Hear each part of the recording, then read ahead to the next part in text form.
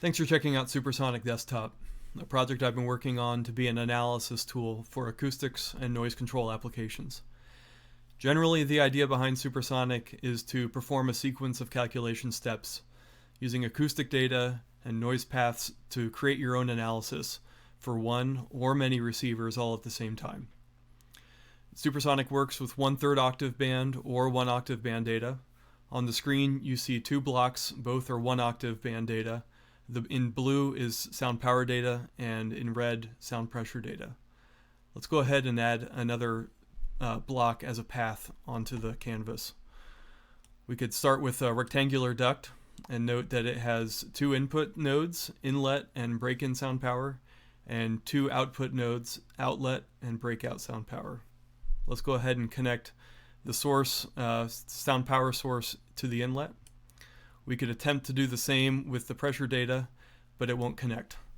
There's a bit of a safety feature to prevent us from mixing and matching our sound power and sound pressure data. If we click on the duct loss block, we can enter and see the details panel, add some dimensions to the duct, add a length to the duct, give it 1-inch thick lining. We'll go ahead and use the ASHRAE 1408 research paper as our calculation method. Some of those details about the calculation are here in the ledger. Those sum to create the losses associated with this duct. So we have the inlet data here down below. We apply losses arithmetically from that input data, and that sums to create the output that's associated with the outlet of the duct.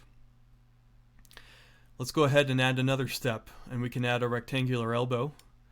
The rectangular elbow follows from the outlet of the duct loss. Click into the elbow and note that it starts with 24 by 24, assuming that we're using the same size as the previous block. We will keep it an unlined square elbow and give it an airflow of 1000 CFM.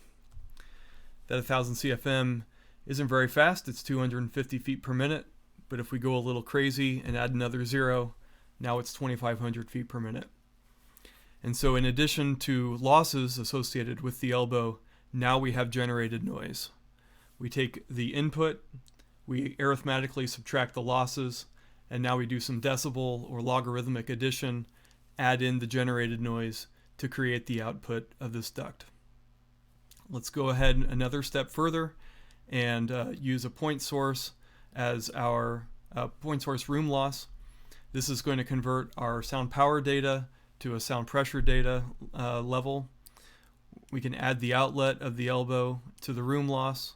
We can click into the room loss, give ourselves a room dimensions of 30 by 30 by 10 feet tall, give ourselves the dimension of 4 feet from the end of that elbow into the room, and let's say it has the directivity of a sphere.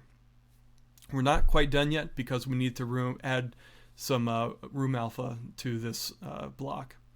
Room alpha is considered a data block. We have data such as RT, alpha, or transmission loss are all examples of data that informs these calculations but aren't levels in and of themselves. ASHRAE has some generalized room types they provide, and so we'll add those in this block here. We can call this an average room with an NRC of 0.25, add that room alpha to our room loss. Looking at the room loss again, now we have some losses. We could look at the NC contours or the RC contours in the chart on the lower right, or we can add the contours as part of the calculation itself. And so now we have sound pressure coming out of this room loss. We can assign that to the NC chart or the RC chart and see where we end up here with those calculations down below. We can use the mouse wheel or our arrow keys to change our numeric entries relatively quickly, and I encourage you to use this over keyboard input. But we can keep our distance from source. Maybe we'll move it to 6 feet now. We could go back and add some additional duct length and see how that changes the NC value at the end of the room. All of these things are very quickly manipulatable and easy to change. Let's go back to our duct loss and talk about one other aspect. In the inlet here, the same values carry from the inlet to the inlet contribution to the total input level. Unique to this particular block, we have an evaluation that can happen at the input, and that's using break-in. Break-in happens it's a level change that happens before the level gets into the duct to where you want to manipulate it for your room losses or your duct losses. So let's delete this connection and instead connect to the break-in.